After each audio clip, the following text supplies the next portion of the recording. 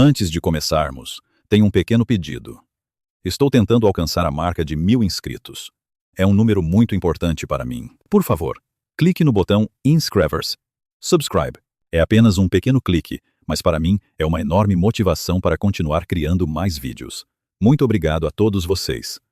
Os lobos começaram a uivar antes que ela chegasse ao portão. Aravós os ouviu primeiro como um som distante, algo que ela poderia ter confundido com o vento soprando pelos pinheiros antigos que cercavam as terras do clã dos Core por todos os lados. Uma vibração baixa e ressonante que ela sentiu mais no peito do que ouviu com os ouvidos. Ela estava viajando há 3 dias, e o cansaço tinha o dom de tornar o mundo macio em suas bordas, transformando sons comuns em algo quase musical. Ela disse a si mesma que era isso que estava ouvindo. Vento, árvores, a música comum de um lugar selvagem que não pertencia a estradas humanas ou horários humanos. Ela ajustou a bolsa de couro em seu ombro, aquela que continha os documentos do tratado que seu pai havia passado 18 meses negociando, e continuou andando. O caminho de cascalho para os portões principais era estreito e pálido na luz da manhã cedo, e de ambos os lados a floresta respirava com uma densidade que a fazia parecer viva de maneiras que não tinham nada a ver com pássaros ou insetos. As árvores aqui eram mais antigas do que qualquer coisa que ela já tinha visto nos territórios humanos, suas raízes rompendo o caminho em grandes juntas escuras de madeira antiga. Seu dócil era tão denso que transformava o caminho em um túnel. Mesmo no final do outono, ela não tinha medo. Ela tinha dito a si mesma que não tinha medo tantas vezes que as palavras se tornaram um ritmo. Pé esquerdo, pé direito, eu não tenho medo. Pé esquerdo, pé direito. O uivo é apenas vento. Não era vento. Quando ela chegou à última curva do caminho antes que os portões aparecessem, o uivo havia crescido para algo enorme e coordenado. Um som que preencheu a floresta do chão ao dócil e parecia pressioná-la, de todas as direções ao mesmo tempo. Ela parou de andar. Seus pés pararam antes que sua mente desse a instrução. E ela ficou no caminho de cascalho pálido com a luz da manhã, filtrando verde e dourado através das folhas restantes acima dela. E ela ouviu o que os lobos de Duskmoor estavam fazendo. Eles não estavam uivando em alarme. Ela sabia o suficiente sobre o comportamento dos lobos, tinha estudado o suficiente em preparação para esta missão para reconhecer a diferença entre um uivo de aviso e algo totalmente diferente. O uivo de alarme era agudo e staccato, um som projetado para carregar informações à distância. Isto não era isso. Isto era longo e sustentado e quase cerimonial. O tipo de uivo que, de acordo com tudo o que ela tinha lido, era reservado para ocasiões específicas. O retorno de um membro perdido do clã, o reconhecimento de um novo alfa, a aceitação de algo sagrado passando pelo território. Ela ficou e ouviu e sentiu o som passar por seus ossos de uma maneira que deveria tê-la. Assustado, e em vez disso, sentiu-se desconcertantemente como ser reconhecida. Ela nunca tinha sido reconhecida antes, não verdadeiramente, não da maneira que importava. Se você está gostando desta história, não se esqueça de deixar um like e se inscrever no canal para mais histórias emocionantes como esta.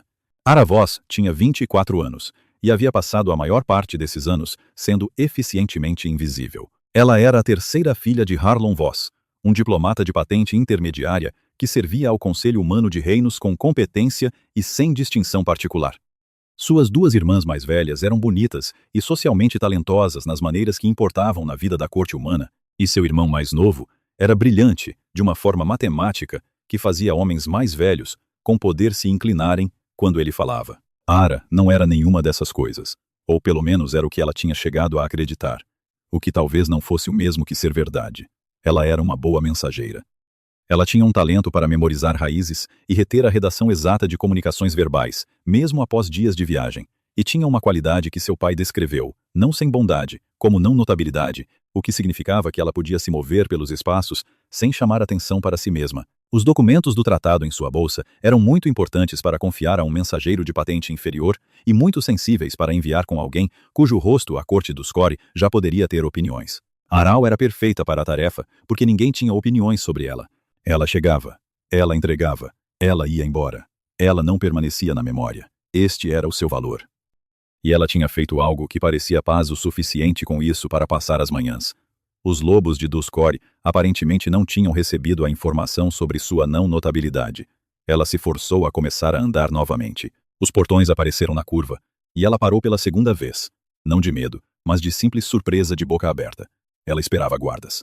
O que ela não esperava era a visão de aproximadamente 30 lobos, alguns em sua forma animal e outros em sua forma humana. Todos orientados para o portão, todos completamente imóveis, exceto pelo uivo sustentado que vinha daqueles ainda em forma de lobo. Os lobos em forma humana não uivavam com suas vozes, mas sua postura fazia algo equivalente. Um tipo de atenção rígida que ela reconheceu do comportamento de cães muito bem treinados quando seu dono chegava em casa, multiplicado por 30 e tornado enorme e antigo e estranho. 2 guardas em forma humana estavam no próprio portão, e eles a encaravam com expressões que ela não conseguia categorizar imediatamente. Não hostil, não acolhedor, algo mais próximo de atordoado. "Ara vós", ela disse. Porque nomear a si mesma parecia a coisa certa a fazer, como o primeiro tijolo em um muro que poderia protegê-la de qualquer que fosse isso. "Eu carrego correspondência diplomática do Conselho Humano de Reinos. Tenho um compromisso com o rei Alpha Kalin dos Cori." O guarda da esquerda, um homem de ombros largos com um maxilar como uma prateleira e olhos da cor de âmbar bom, olhou para seu parceiro. Seu parceiro olhou de volta para ele. Algo passou entre eles naquele olhar que ela não conseguia ler. Então, o primeiro guarda voltou seu olhar para ela e disse em uma voz cuidadosamente desprovida de emoção: "Nós sabemos quem você é, senhorita Voss. Por favor, venha." O rei foi informado de sua chegada.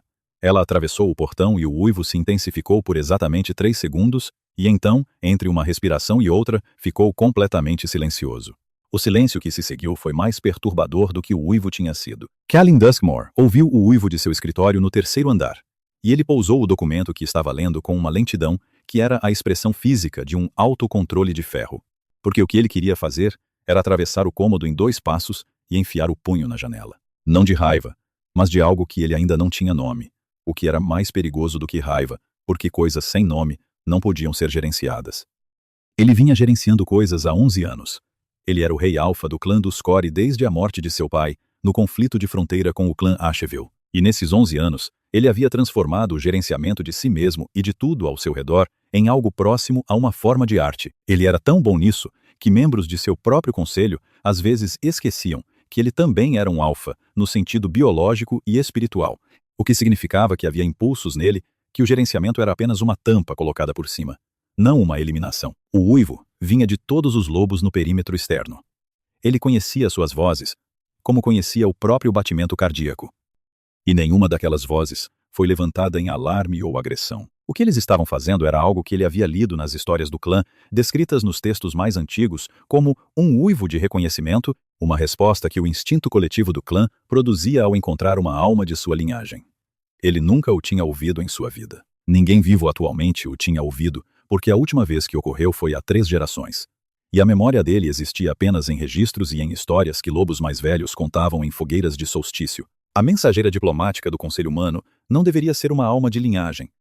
Ela não deveria ser nada além de um inconveniente, uma obrigação política que ele cumpriria com investimento mínimo antes de retornar ao trabalho real de governar um território, navegando por 3 pressões externas simultâneas e uma interna. A pressão interna tinha um nome, e o nome era Sarafene Veil. E ela estava esperando por ele na sala do conselho abaixo com sua elegante paciência e seus argumentos perfeitamente preparados e sua absoluta certeza de que ela era a escolha correta para a Rainha Alfa.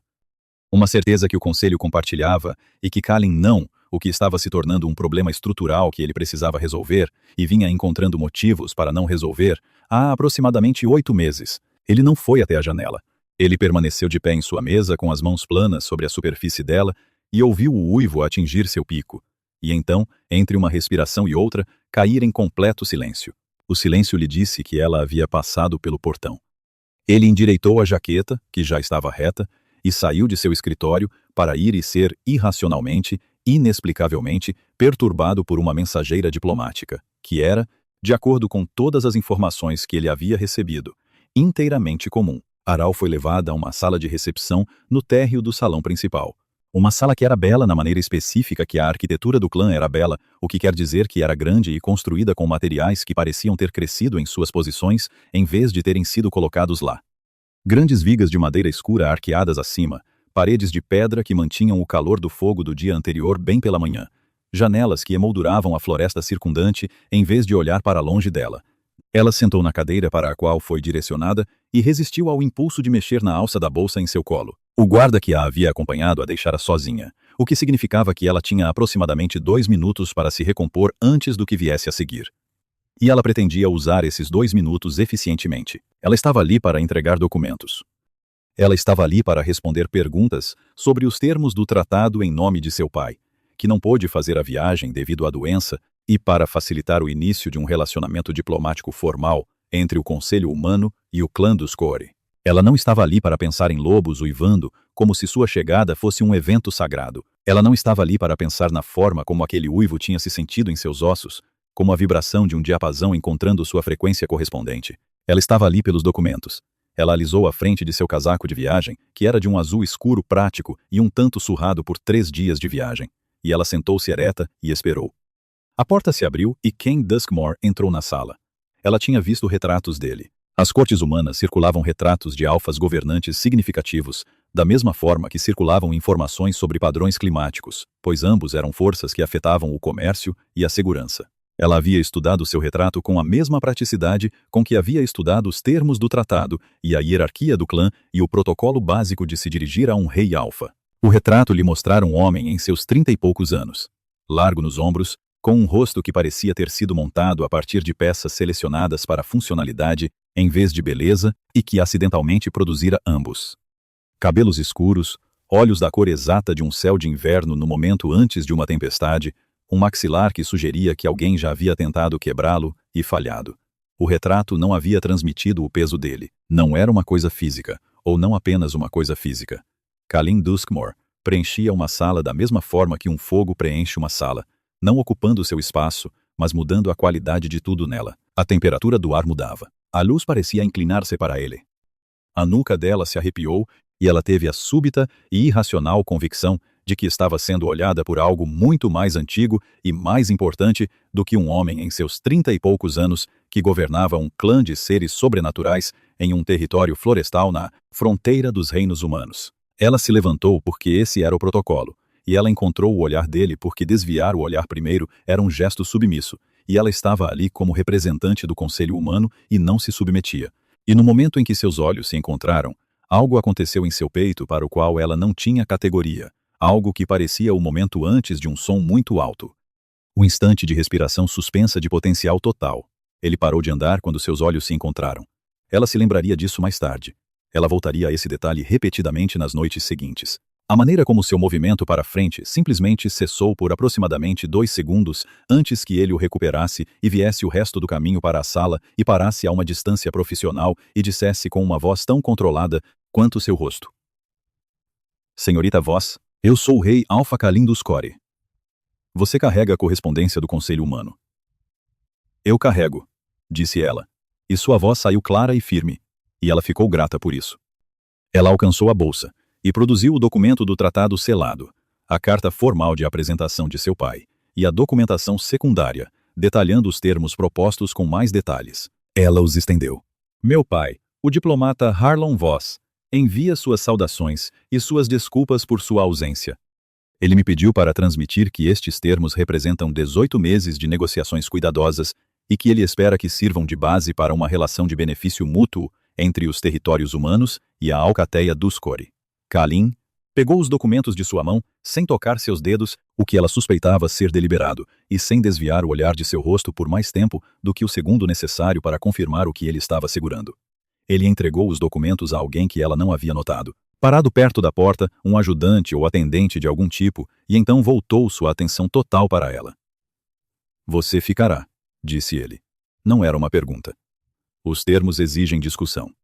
O Conselho precisará de no mínimo 3 dias para revisar a documentação secundária. Acomodações serão preparadas para você. Eu não fui informada de que minha estadia se estenderia além da entrega inicial", disse ela cuidadosamente.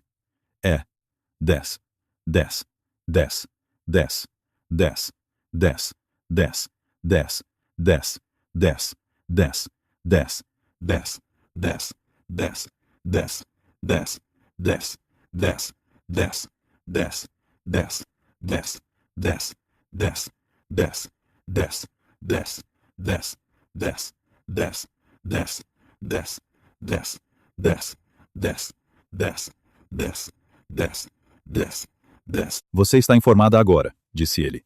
E havia algo em seu tom que não era exatamente rudeza, nem exatamente calor, e era, ela decidiu, simplesmente o registro natural de alguém que passou 11 anos, tendo suas declarações tratadas como a palavra final sobre qualquer assunto. Você será acomodada. A alcateia estenderá a você as cortesias de um convidado sob proteção diplomática.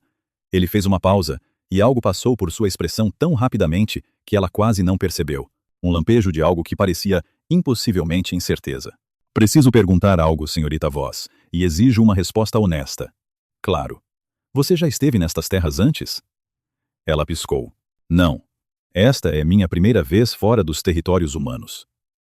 Você tem alguma conexão familiar com a alcateia dos Core? Alguma ancestralidade que você conheça? A pergunta era tão estranha que ela esqueceu por um momento de manter a compostura. Eu sou humana. Minha família tem sido humana por tantas gerações quanto conseguimos rastrear. Ele a olhou por um longo momento, e ela teve novamente a sensação de ser examinada por algo antigo, algo que estava usando seus olhos como janela, mas vivia muito mais atrás do que qualquer janela poderia mostrar. Sim, disse ele finalmente, e soou menos como concordância e mais como a conclusão de um argumento interno que ele estava tendo consigo mesmo. Claro. Peço desculpas pelas perguntas incomuns. Você deve estar cansada de sua jornada. Meu atendente a levará para seus aposentos. Ele se virou e saiu da sala sem mais uma palavra, e ela ficou ali com as mãos vazias, na consciência totalmente indesejada de que os 3 dias de sua estadia forçada haviam acabado de se tornar os mais interessantes e alarmantes de seu futuro previsível. Os aposentos que lhe deram davam vista para o que ela mais tarde aprenderia a chamar de Jardim da Alcateia.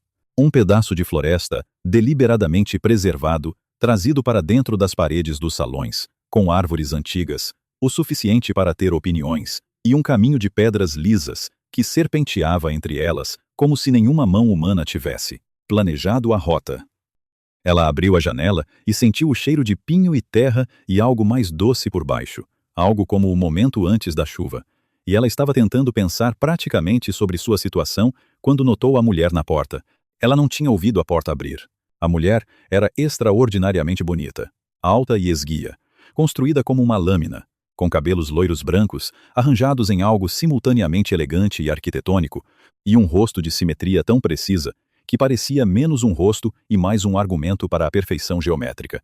Verde profundo que deveria ter sido frio e não foi. Um sorriso com calor e algo por baixo que instintivamente queria manter distância. Você deve ser a mensageira, disse a mulher.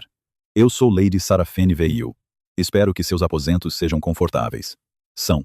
Obrigada, disse Arara. Sarafene entrou sem convite. Foi até a janela que acabara de fechar e olhou para o jardim da alcateia. Você causou um grande alvoroço. Os lobos uivando em sua chegada. Estou neste tribunal há 2 anos e nunca testemunhei nada parecido. Ela se virou. A cerimônia da lua de sangue é em 4 dias. Kalin decidiu que você deveria comparecer como representante do Conselho Humano. Uma honra sem precedentes. Esta foi a primeira vez que ela ouviu falar disso. Entendo. Na porta, Sarafene fez uma pausa. Tenha cuidado, senhorita Voss. A cerimônia da lua de sangue tem um poder muito antigo. Poder antigo responde a coisas que estão presentes. Quer essas coisas entendam o que são ou não. Ela manteve o olhar um momento. Passou do confortável. Durma bem. Ela saiu. E Ara decidiu que gostava de Sarafene Ville, da mesma forma que gostava de tempestades vistas de uma janela com o vidro bem fechado. Ela não dormiu bem. Sonhou com lobos, não os 30 na periferia, mas um lobo, singular e enorme, com olhos de céu de inverno e pelo da cor de uma tempestade prestes a explodir. Ele corria por uma floresta que ela não reconhecia com uma urgência desesperada que não era medo, mas algo igualmente consumidor. E ela estava correndo ao lado dele. Ou ela era a coisa para a qual ele corria, ou possivelmente ambos ao mesmo tempo porque os sonhos operavam com uma lógica que as mentes acordadas só podiam aproximar. Ela se sentiu acordando enquanto o lobo se virava para olhá-la, e ela pegou no último segundo de dissolução um vislumbre daqueles olhos de céu de inverno e o reconhecimento neles absoluto e devastador. E então, a luz da manhã atingiu o teto desconhecido, e ela ficou com o resíduo disso, que era a sensação de ser reconhecida, que ela havia sentido no caminho ontem e sobre a qual, aparentemente, não ia parar de pensar. Ela se vestiu e desceu para o café da manhã. A alcateia Dusk comia junta em um grande salão no térreo. Aproximadamente 200 lobos em suas formas humanas, comendo em longas mesas de madeira em uma sala que cheirava a comida e calor, e a energia comunitária de pessoas que compartilharam o espaço por tanto tempo que suas energias individuais se borraram nas bordas. Ela foi conduzida a uma mesa diplomática menor perto da cabeceira da sala, e ela sentou e comeu, e tentou não ser visivelmente afetada pelo fato de que aproximadamente metade da sala a havia olhado quando ela entrou, e então se virou para olhar uns para os outros com expressões que carregavam o peso de algo sendo confirmado. Callan estava na mesa principal conversando com um homem de cabelos claros, que tinha a qualidade compacta e densa de alguém que foi fisicamente poderoso por décadas, e ele não a olhava. E o fato de ela notar que ele não a olhava era uma informação sobre si mesma que ela guardou para examinar mais tarde. Sarafene também estava na mesa principal à direita de Callan, observando com serena atenção. Ara retribuiu com neutralidade profissional, e elas mantiveram essa troca por 3 segundos, antes de Sarafene sorrir e se virar para alguém ao seu lado.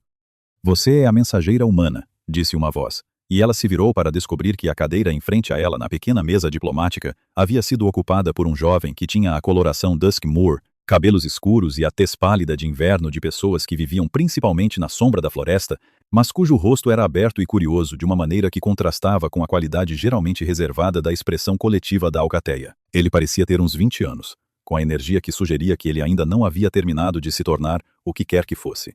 E seus olhos eram um âmbar claro que não combinava com nada, nem com ninguém que ela tivesse visto no salão. Eu sou Finn. Sou o irmão mais novo de Callan, e, portanto, a pessoa menos importante nesta sala, o que significa que posso dizer coisas a você que ninguém mais dirá, porque não tenho nada a perder sendo honesto.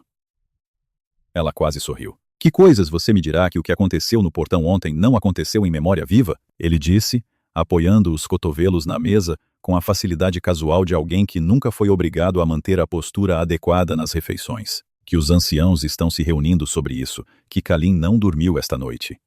Ele fez uma pausa, observando o rosto dela com aqueles olhos âmbar, e que você cheira a alcateia. Eu sei que provavelmente não significa nada para você, porque você é humana, e esta não é a sua língua, mas você cheira a alcateia e você cheira a sangue velho. Velho no sentido de que as histórias fundadoras são antigas, e se eu fosse você, eu gostaria de saber disso. Ara pousou o garfo. Eu sou humana, disse ela.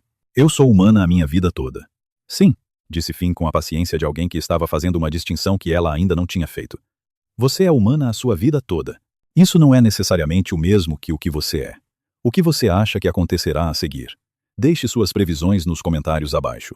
O primeiro dia passou em uma série de reuniões formais. Ela sentou-se em uma longa mesa do conselho com 7 lobos em suas formas humanas, 6 homens e uma mulher de várias idades, e respondeu a perguntas sobre os termos do tratado com a precisão memorizada que era seu talento profissional, observando seus rostos e anotando quem se inclinava para a frente e quem se inclinava para trás, e arquivando tudo isso. Callan conduziu as reuniões com uma eficiência que ela respeitava, fazendo perguntas aguçadas que iam direto às preocupações estruturais em vez de contorná-las. E quando ela respondia, ele ouvia com total atenção de uma forma que era, ao mesmo tempo, gratificante e desconcertante, porque a atenção total de Callan Duskmore não era uma coisa neutra a ser o objeto. Após a segunda reunião, enquanto o conselho saía e ela recolhia suas anotações, ele se aproximou dela sozinha. Esta era a primeira vez que eles estavam genuinamente sozinhos. E ela notou isso com a parte de si mesma que vinha notando coisas sobre ele desde a manhã de terça-feira. Você tem um histórico incomum para uma mensageira, disse ele. Não foi uma acusação, uma observação oferecida para sua resposta. Meu pai me treinou, disse ela. Cresci em lares diplomáticos. A retenção de informações é prática em vez de formalmente educada. Você memoriza a documentação secundária. Ele quis dizer o adendo de 40 páginas ao tratado principal. Verbatim. Não verbatim. Em estrutura e substância. Há uma diferença. Algo mudou em sua expressão. Qual é a cláusula na subseção 14 sobre o corredor comercial ocidental? Ela disse a ele. Exatamente, sem hesitação, incluindo a oração subordinada que a maioria das pessoas pulava porque parecia menor e não era. Ele ficou quieto por um momento. Você cresceu lendo história da alcateia, disse ele então. E não foi uma pergunta, e ela piscou. Como você sabe disso? Porque você sabe coisas sobre nossa cultura que não estão nos materiais de orientação que o escritório do seu pai prepararia. A maneira como você se dirigiu aos membros do conselho, a maneira como entrou no grande salão esta manhã, pequenas coisas. São as coisas certas. O que significa que vieram de leituras mais amplas do que a preparação para esta tarefa específica. Ela não achava que tinha sido tão visível. Ela teve que recalibrar sua estimativa sobre a precisão observacional dele. Meu pai tem uma biblioteca extensa. A história e a cultura do bando faziam parte disso. Sempre li amplamente. Por quê? A pergunta a surpreendeu. Porque o mundo é grande e eu sou pequena nele, e a leitura diminui o tamanho do desconhecido. Ele a olhou com aquela expressão novamente, aquela que ela ainda não tinha nome, e então disse muito baixinho, como se as palavras fossem algo que ele decidira liberar, em vez de algo que simplesmente saíra. Vejo você no jantar, senhorita Voss. Ele saiu, e ela ficou sozinha na sala do conselho com suas anotações e as consequências quentes e complicadas da atenção dele e a memória do que Finn dissera no café da manhã. Você cheira a bando. Você cheira a sangue velho. Ela pressionou o calcanhar da mão contra o externo, onde o som de nó de ontem estivera, onde o sonho deixara seu resíduo. E ela se forçou a respirar uniformemente e voltar ao trabalho. Sarafene a encontrou na biblioteca naquela tarde. A biblioteca Duskmore ficava no mesmo andar de seus aposentos, acumulada ao longo de séculos. Duskmore completato de segundos 3, livros e pergaminhos e manuscritos encadernados em meia dúzia de encadernações históricas, amontoados em prateleiras que haviam sido expandidas tantas vezes que a parede original estava invisível sob camadas de madeira adicionada. Ela havia encontrado a seção de história do bando 2 horas antes de perceber a presença de Sarafene, o que era mais tempo do que ela gostaria de passar sem ter consciência dela. Você está estudando nossa história, disse Sarafene do fim da fileira, virando uma pequena flor branca entre 2 dedos com a desatenção calculada que aguçava o alerta de Alá a um fio fino. Esse é um dos registros fundadores. A linhagem do sangue dos Core do primeiro alfa é considerado sagrado. A maioria dos membros da corte não o toca sem permissão. Ela fez uma pausa. Como você o alcançou? Ara olhou para o livro em suas mãos. Ela não havia tomado uma decisão consciente de tirá-lo da prateleira. Sua mão simplesmente o pegou. Do jeito que as mãos às vezes alcançavam o livro certo antes que o cérebro o identificasse como o que era necessário. O bibliotecário não o restringiu, disse ela cuidadosamente. Não, Sarafene concordou. Ele não o restringiria a um membro de sangue da linha fundadora. A flor branca parou de virar. Fui paciente, senhorita Voss. Quero que você entenda que estou construindo algo aqui há 2 anos, e estou muito perto. E estou pedindo a você, mulher para mulher, que pegue seus documentos e sua misteriosa linhagem e deixe estas terras antes da cerimônia da lua de sangue. Ara segurou o registro da linhagem fundadora em ambas as mãos e disse com a voz mais firme que possuía. Fui convidada a participar da cerimônia pelo próprio Rei Alfa. Estou aqui sob proteção diplomática e não recebo ordens de pessoas que não são minha contraparte diplomática. Sarafene sustentou seu olhar por uma batida mais longa do que o confortável. Você não sabe o que é, disse ela. E ao contrário das observações de Finn, isso pareceu menos informação e mais uma arma sendo considerada. Eu sei. E há coisas que eu poderia fazer com esse conhecimento que seriam muito ruins para você. Ela se virou e saiu com a flor ainda nos dedos. E ficou entre as prateleiras de história com o registro da linhagem fundadora e o entendimento de que Sarafene Viel sabia algo sobre ela que ela ainda não sabia sobre si mesma. Ela abriu o registro da linhagem fundadora naquela noite em seus aposentos com a lâmpada acesa e a janela entreaberta para deixar entrar o ar frio e os sons distantes da floresta. Ela virou as páginas cuidadosamente, lendo as entradas genealógicas na escrita antiga que ela mesma aprendera anos antes na biblioteca de seu pai, traçando a linhagem dos Core do primeiro alfa que estabelecera o território 400 anos antes. A linhagem se ramificava e se fundia nos padrões complexos de uma grande família fundadora, e ela traçou a linha principal com o dedo até que, em algum lugar perto do meio do livro, encontrou uma anotação que a fez parar.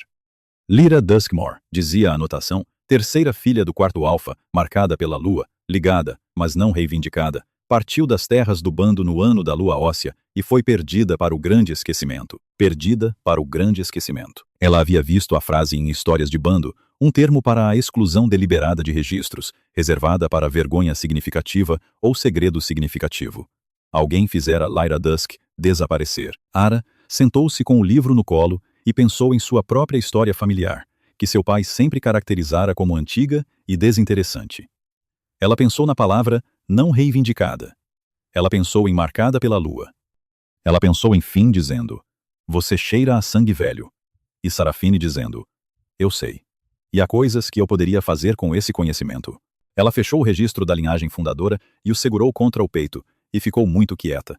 Na manhã seguinte, ela foi procurar Finn. Ela o encontrou nos campos de treinamento do bando atrás do salão principal, envolvido no que parecia ser uma sessão de sparring com outros 3 jovens lobos, na qual ele estava perdendo com considerável entusiasmo e sem aparente angústia.